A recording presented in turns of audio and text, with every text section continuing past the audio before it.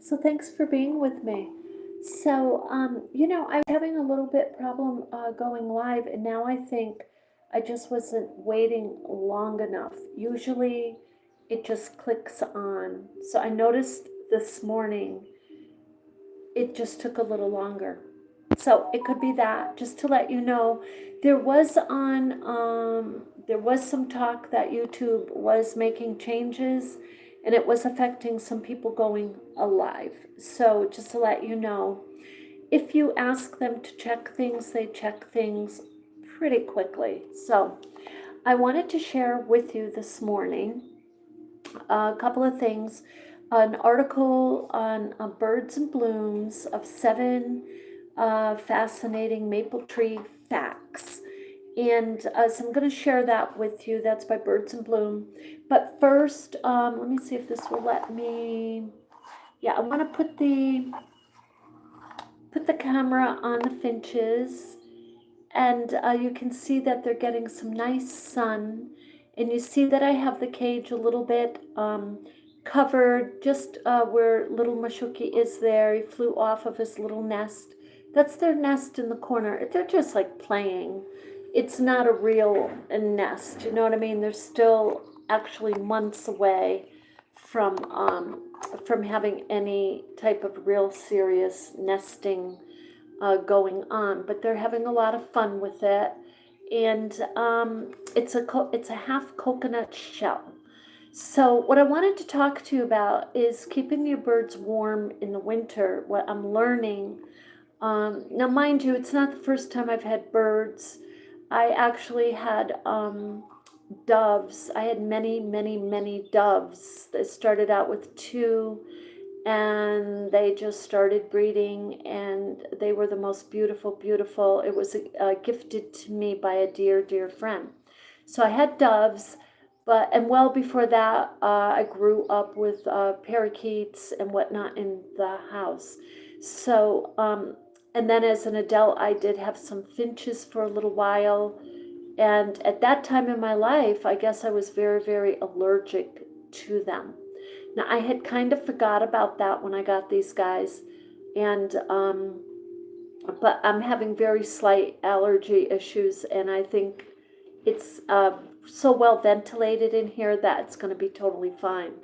So this is the thing I wanted to share with you. Hi, how are you? I see someone's there. However, I'm not being able to see my feed. I'm sorry about that. But so I wanted to share with you a little bit of the research that I found out.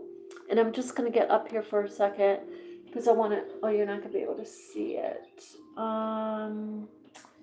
Let's see if I can get my camera to just come up here a tiny bit more.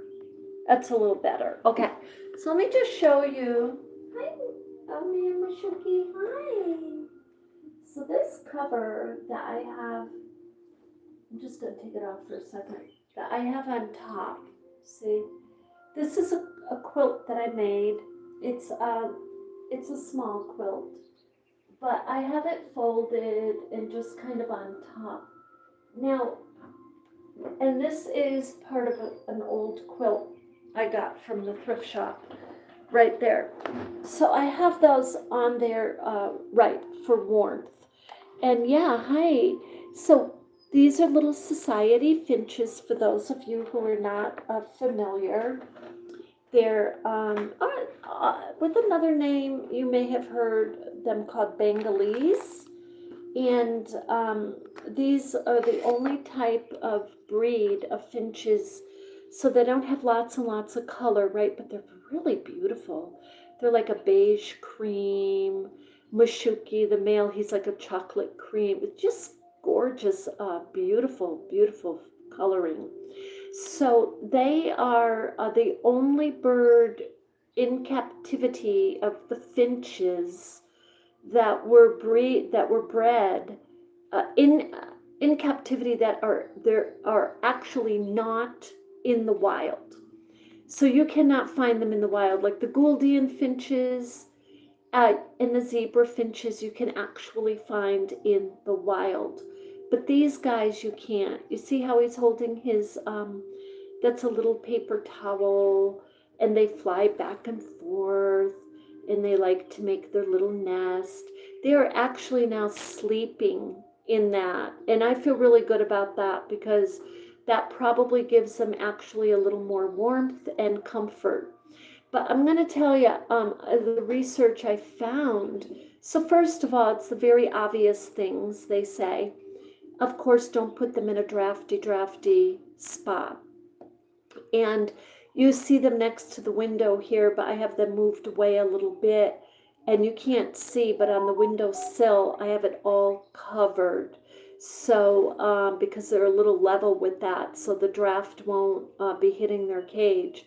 And the windows here in this particular place are double paned. So I felt for draft, but they're pretty good. And as long as it's a warmer day like today, you know, up in the 40s where the sun is actually shining, well, I, you know, put them right there.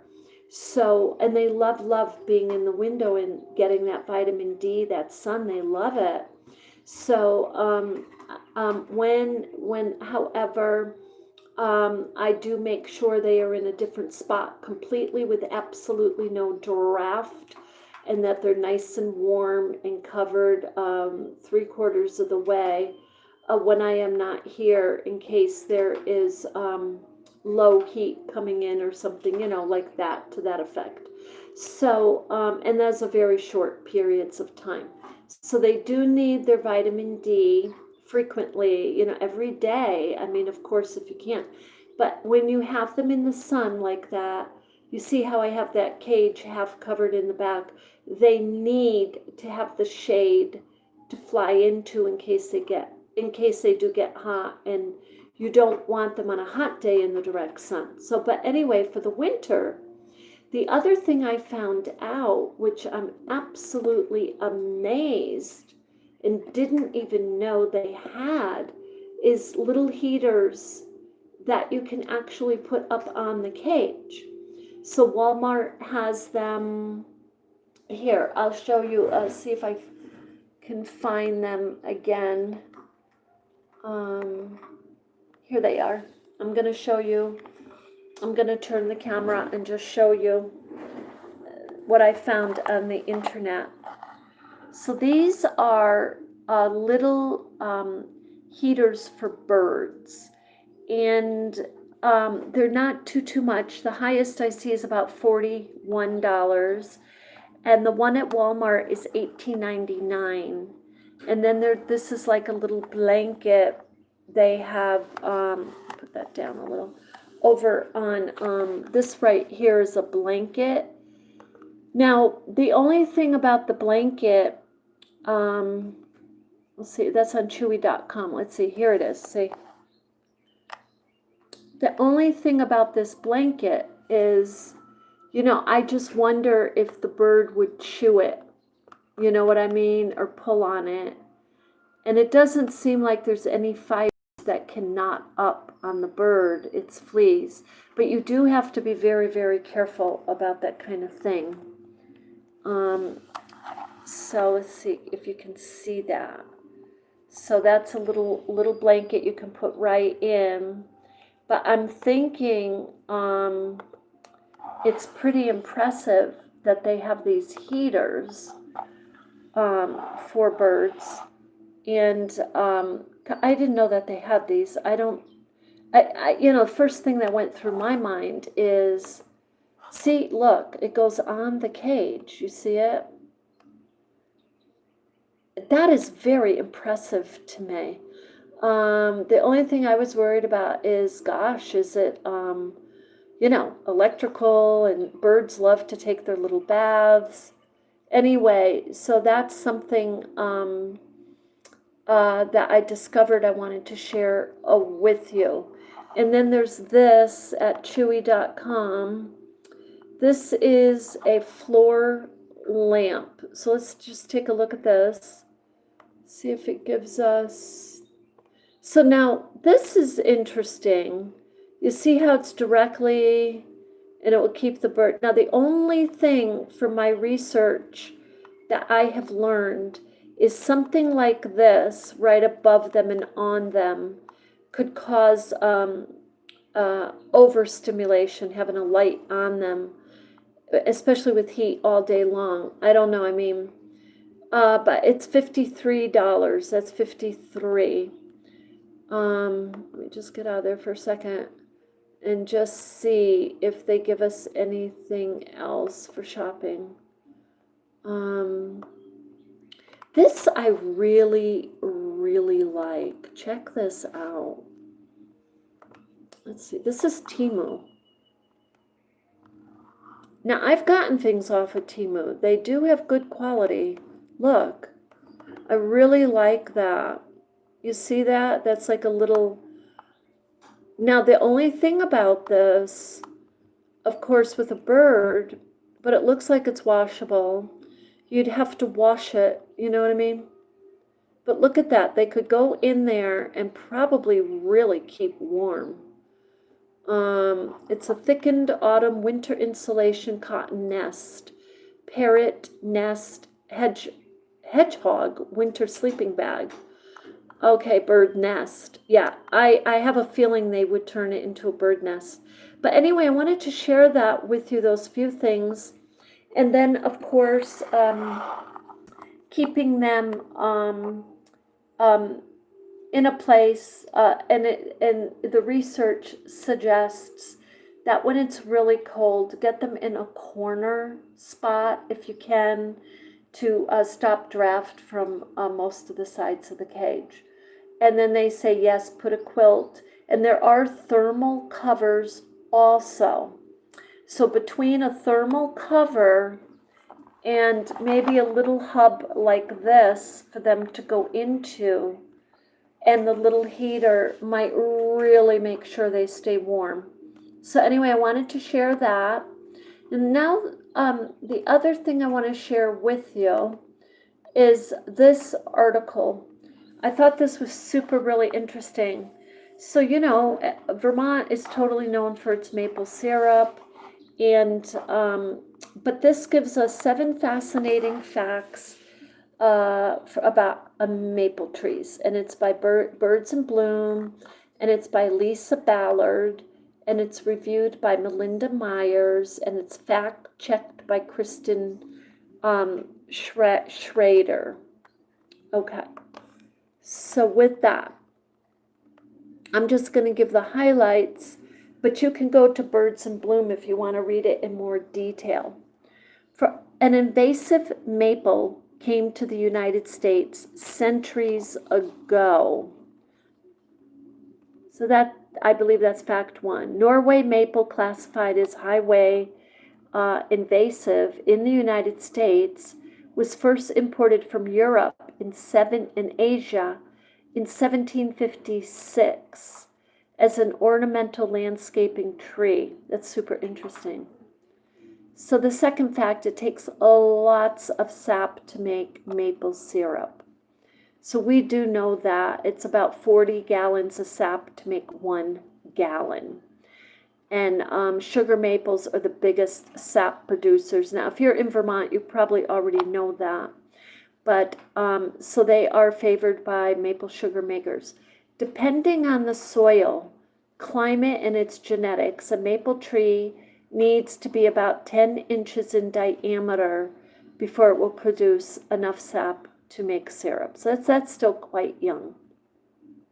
There's how beautiful the maple trees look in the fall. So some maple sugar trees grow 150 feet tall, and according to New England Forestry Foundation, they can reach 80 to 100 feet. And there are many, this is another fact, there are many maple species in the world. I think they tell us how many. There are 132 species of maple trees in the world, mostly native to Asia. I did not know that. So, and I actually thought the maple tree was here in Vermont way before the 1700s. So, okay. So that's very interesting. In North America, you'll find 13 native species of maple trees. Red maples are the most widespread, and silver maples are common choice for planting too. So that's the same with the birch trees. We have silver, red, black, and white birch trees here. Maple trees can live for hundreds of years. So long-lived hardwood, some maple trees in North America live over 300 years old. We definitely have some right here in Vermont that are well over 200 years old. I've seen them. So red maples, however, have an average lifespan of about 80 to 100 years, while certain silvers can live to 130. So that's interesting. And maple trees are widespread. So maple trees have the longest continuous range of any tree in North America, spanning 1,900 miles up the East Coast. They can grow at elevations from sea level to 3,000 feet. Oh, yeah, totally interesting. I thought about 2,000 feet, but it's actually, I did think 2,000 because I had lived at a level of just over 2,000, and we had more birch than maple, but we did have maple. But higher up, I didn't know that they actually were at those elevations of 3,000.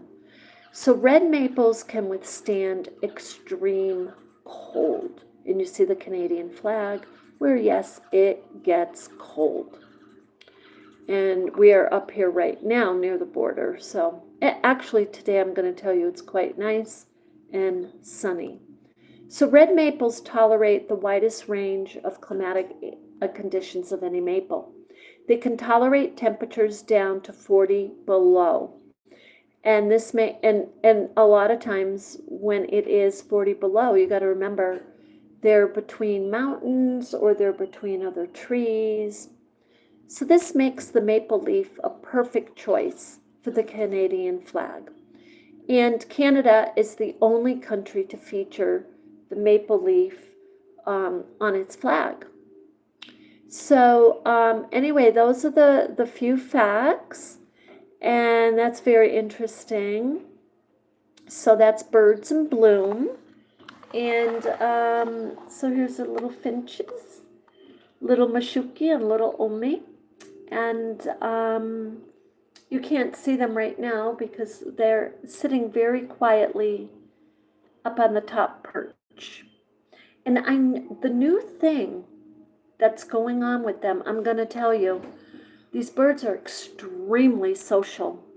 They do notice, like I will find them just sitting like almost rubbernecking.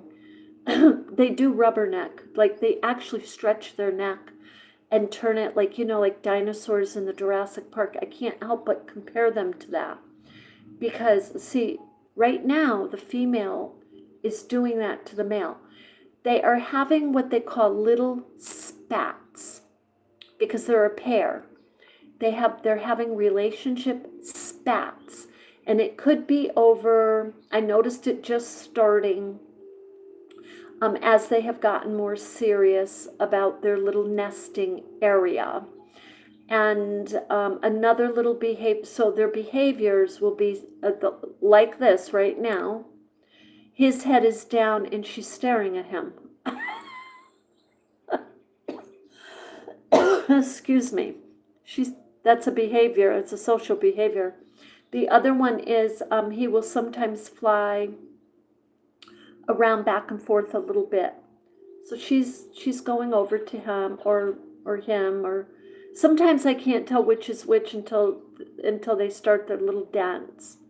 So the male will do a little dance and sing. And he's starting now. He does his song, but he's starting now to start moving his feet a little bit more, like a little dance. So, because he's getting a little older. But anyway, so I just wanted to jump on here today and share with you. You noticed I put sheer, a couple of more layers of sheer curtains so that if it is cold, I can lift the heavier cotton curtain with print on it and move it and still have sun come in, but not the cold, cold, cold. There's like, look, there's a lot of thought put into it. Like as you go along, you figure this out, but it's really necessary because up here, we have been absolutely blessed through October. We had a very mild October, and now we're in November, and we're supposed to get a dip in the cold weather this weekend. But we'll see. It has been falling down to the 30s and 20s at night for sure. But during the day, it's been in the 40s. So I think we've been really blessed. So with that, I thought I'd share with you the couple of things to keep the finches warm. So again, the little finch, the little bird devices, warmers that you can put onto the cage is sold at Walmart. It's Chewy.com, I believe, has them too. Chewy.com also, and I'm not an affiliate, I'm just saying, but they have the warm up lamps, and they have little corner blankets and little hubs. So I'm going to get them a little hub to put in there, and I might even make one. We'll see if there's any instruction. I kind of know how I would do it anyway, but it's just an idea for something warm that they can hop into if it gets chilly. So anyway, with that, I hope you have a beautiful day, and we will see you in the next one. Thank you for being with me. Love and light.